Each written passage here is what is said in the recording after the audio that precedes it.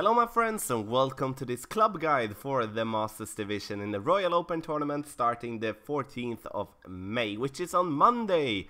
And I'm going to go through this club guide and tell you my thoughts on which clubs to use on the holes that we're going to play in the tournament. As you can see, we're going to play Greenock Point, all the 9 holes of the Greenock Point.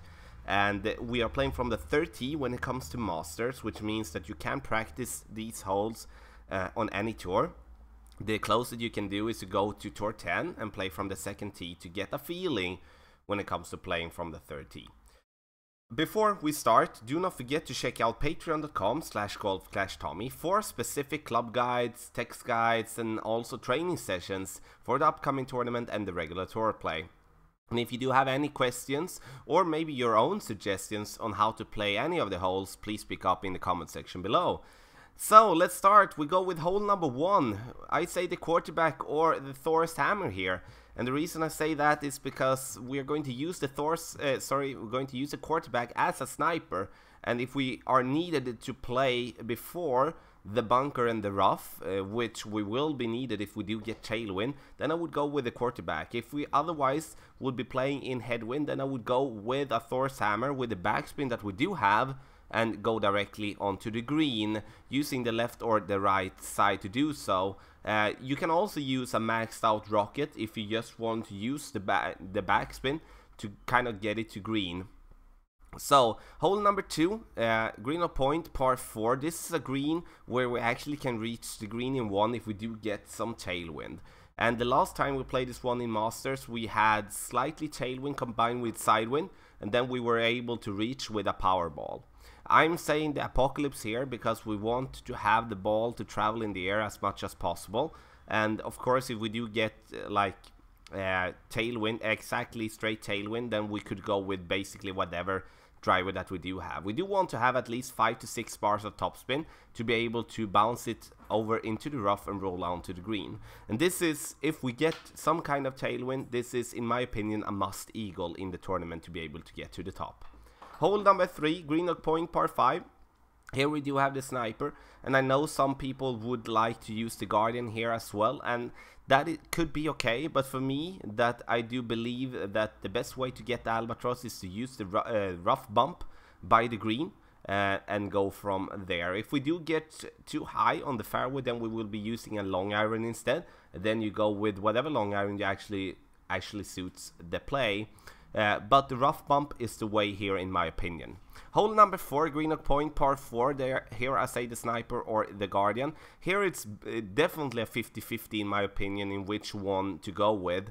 You can go with the guardian to give yourself an easy way to stay on the green or go directly to the green if we are playing with a wood club for our second shot.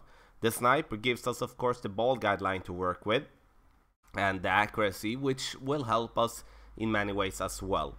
You can play this one in many ways, so I do believe that you should check out the tutorials and the guides that are up here on the YouTube channel to get the best way to play the hole according to yourself. Hole number 5, if we get the second par 5 on hole number 5, which I do suggest that you're actually using a cataclysm. The reason for that is that I do want us to have the distance when we play this hole. Sure, you can use a sniper as well, but depending on what type of wind we're going to have, we do want to have some distance. If we do have tailwind for our second shot, sure, the sniper will be enough. If we do have headwind with our second shot, then the cataclysm is a must in my opinion. If you don't have the cataclysm that upgraded, go with the big dog if so. Hole number 6, Greenock Point, par 3, and this is one of the lottery holes as it's called in the community. That is the same as hole number 7.